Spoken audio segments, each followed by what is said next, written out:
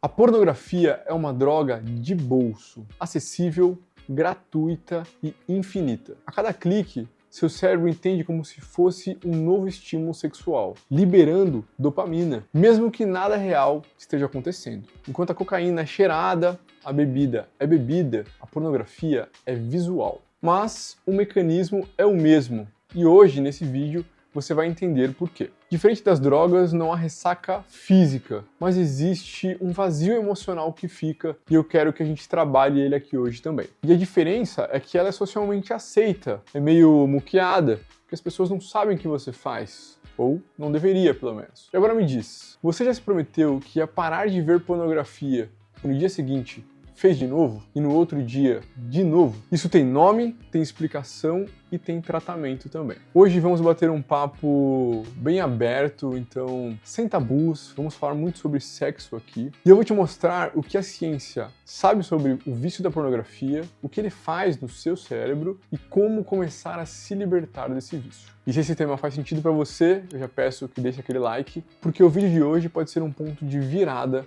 na sua vida.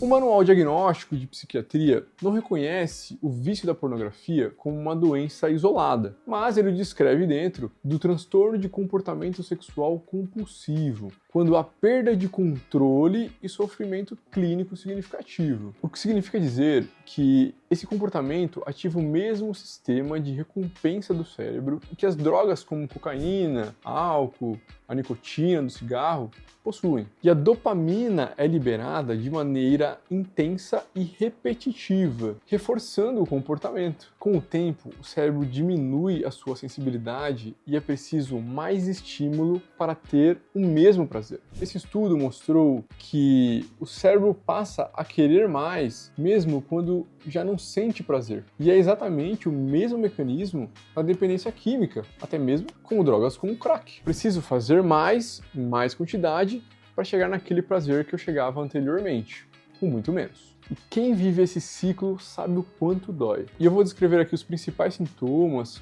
de quando esse vício começa a prejudicar a vida de uma pessoa, trazendo perda até da funcionalidade dela. Mas eu quero pontuar uma coisa. Você pode até assistir pornografia de vez em nunca e não te afetar. Igual quem usa cannabis recreativamente. Tem pessoa que usa de vez em quando, 3 vezes por mês, 1 vez por semana, mas existem pessoas que vão acabar perdendo o controle. Então aqui vamos olhar para esse ato como o uso de uma droga, beleza? E eu tenho certeza que você conhece um amigo que usava cannabis de vez em quando, só para relaxar, 1, 2, 3 vezes na semana, e quando ele foi ver, estava usando todos os dias, até mais de 2, 3 vezes por dia. A pessoa entra num ciclo do vício sem perceber. Isso acontece com qualquer tipo de droga. Estou usando a cannabis aqui porque é um dos exemplos mais icônicos. Parece que começa de boa, quando você vê, você perde o controle. Então, cada resposta química que aquela pessoa vai ter e a propensão que ela vai ter de ficar viciado ou não vai ser diferente. Então, eu não consigo falar assim, olha, use isso aqui de boa que é tranquilo. Para mim pode ser. Para outra pessoa, às vezes não vai ser. Então, dos sintomas, o que a gente observa aí? Dificuldade em se relacionar. Cara, sexo é comunicação. Sexo é entrega. É saber proporcionar prazer para sua parceira ou para o seu parceiro. E é saber receber prazer também. Existem pessoas que não sabem receber prazer. Basta você lembrar de alguma situação em que você foi fazer sexo com uma pessoa e a pessoa ficava um pouco incomodada, ou ficava muito ansiosa, ou tensa, ou quando você descia pra chupar ela, ela ficava meio assim, já pedia pra subir rápido. Existem pessoas que não sabem receber prazer, assim como existe um outro tipo de pessoa que não sabe dar prazer também, que só quer receber. E a pornografia, ela passa a substituir uma intimidade real. Porque quando você assiste, você só vê aquilo que você quer. E falando sobre pessoas que não sabem dar prazer, me recordo de um amigo que eu tinha da faculdade, um amigo que eu tenho, né? Mas quando era da época da faculdade, não gostava de fazer sexo oral nas meninas. E eu até respeito ele, né? Às vezes o cara não gosta mesmo, né? Pois essa é uma parte muito importante no sexo entre um homem e uma mulher. E para a mulher, o significado do sexo oral é totalmente diferente do homem. Quando você faz sexo oral na mulher, você prepara a pelve dela, ela relaxa, ela entra mais em sintonia, ela entra mais no clima. Isso ajuda ela a futuramente chegar no orgasmo. Saber dar prazer é muito importante. Hoje, nós temos muito acesso a conteúdos no YouTube, né?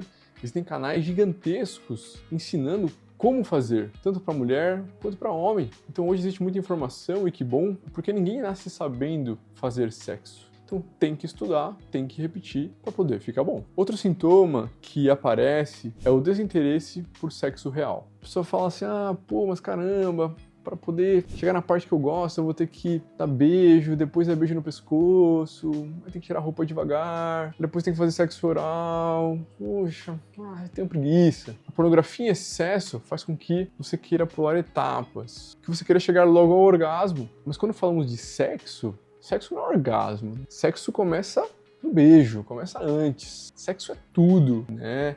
É o flerte, são as preliminares. Então, quando você elimina isso, puxa, você está deixando de viver uma coisa que é importante se viver naquele momento. Outro sintoma que aparece é a disfunção erétil induzida pela pornografia.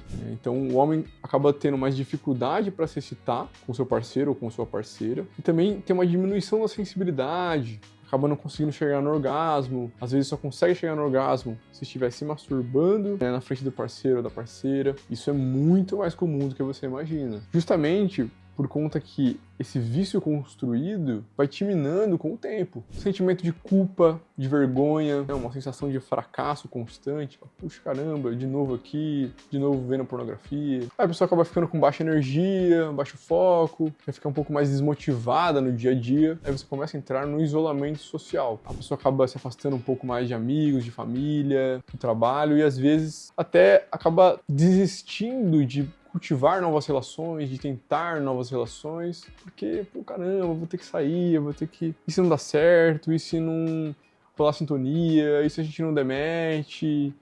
Então é melhor ficar aqui mesmo, já veio aqui o meu pornozinho e depois vou dormir. Então existem vários elementos que vão prejudicando a sua funcionalidade. É como se a pessoa tivesse dopamina demais no lugar errado e de menos no lugar que realmente importa. E agora, o mais importante. O que fazer para retomar o controle? Número 1. Identifique gatilhos. Qual o horário do dia que acontece esse evento? É mais de manhã? É mais de tarde que não tem ninguém em casa? Seu pai ou sua mãe sai? Ou sua esposa? É na hora do banho, né, que você leva o celular pro banheiro? É quando você se sente mais entediado, que você está sozinho? Identificar padrões é importante para começar a mapear como que a gente vai desestruturar e descontinuar esse vício de maneira progressiva. Ninguém está falando aqui em paradas abruptas, tá? Nem é recomendado fazer isso. Número 2, controle do ambiente. Às vezes você fica muito tempo no computador, trabalho de home office, você fica sozinho em casa, bate um tédio, às vezes ali no Teams tá tudo muito parado. Por que não dar uma relaxada? O que você pode fazer, quando a gente fala de controlar o ambiente, é colocar barreiras para dificultar o seu acesso